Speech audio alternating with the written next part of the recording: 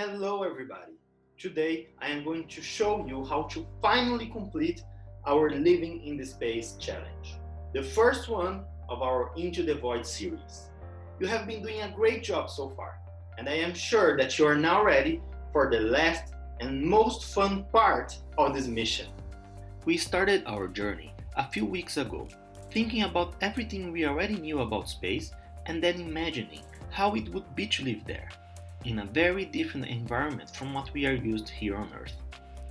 Our main challenge was to think how life would be different in a place with no gravity, where everything is weightless and may float all around. We had 1 week to discuss it with friends and teachers, and then come up with 3 questions about living in space to be answered by nothing less than Ariel Ekblaw, the founder and director of the MIT Space Exploration Initiative. If you don't know, MIT is the Massachusetts Institute of Technology, one of the greatest universities on Earth, and about 2,000 North English students had the opportunity to send questions about living in space to Ariel Ekblaw at MIT. And 250 of these questions were from you guys from the CB. So watch until the end of this video and I will share the link where Ariel Ekblaw replied to some of these questions. After thinking about life in space, I challenged you to imagine how it would be to eat, to exercise, or create art if you were living in the ISS, the International Space Station.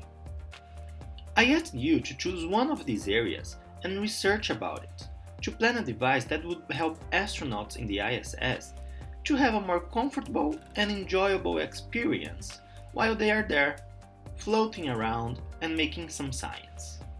I received some amazing projects designed by you guys, and I am really proud of how you are able to use your creativity and critical thinking to put it all together. Here are some of the projects that I already received. The salt dispenser from Valentina in year 6.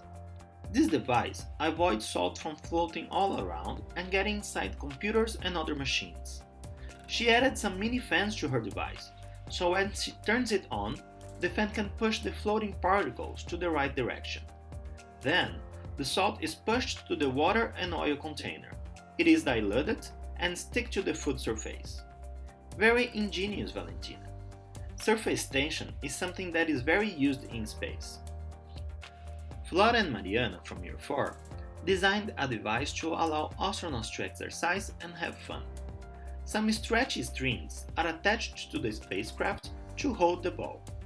Then, astronauts can find different positions to kick it and it will be pulled back to its original position. And with this, they can practice and have fun while they are exercising. I bet you had a great time planning this together. Well done, girls! Anita from year 3 had an incredible idea for painting in space. To make sure the paint would stick to the canvas and not float all around, she had an idea to create a special paint by adding magnetic powder to the ink, and then using it to paint a magnetic canvas. Really clever, Anita, and a great use of your knowledge regarding the properties of the materials. I can't show you all the great ideas you had, otherwise this video would be too long. But I must say, well done for sending your work. If you didn't join the challenge yet, but you want to, don't worry, you still time to do it now.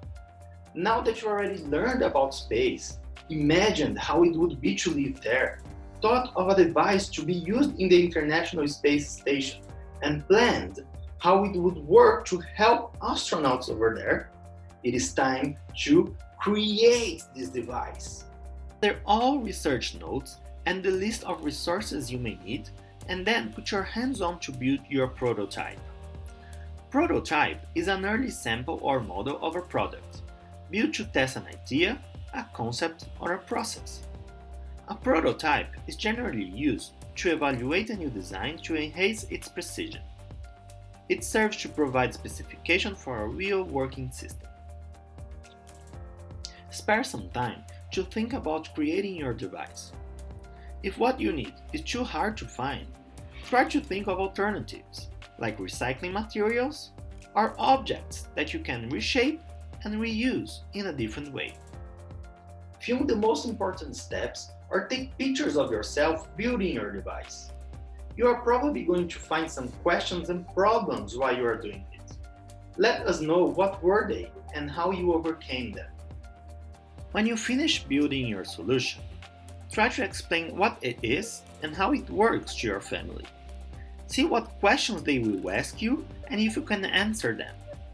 This will help you to make some changes and improve your prototype. Once you are happy with the last version of it, it is time to film a short video of yourself presenting it to us, and then explain why you had that idea and how your device works. During this week, your teacher will also share more information explaining how to record your video and send it via Global Campus. We will send all these videos to MIT via Global Campus, and then Ariel Ekblaw and her team will watch your presentations and may choose your device as an inspiration to build a real one for the next missions to the ISS. You have until Monday morning to do it. As I promised in the beginning of this video, here's the link to watch Ariel Ekblaw answer some questions sent by North English students around the world. As it would be too hard to answer all of them, she chose some but gave really exciting explanations, and hopefully this will also help you in this last part of our challenge. So that's it, BCD. Go for it! I am looking forward to see your prototypes ready and watch your videos with the explanations. Good luck and do your best!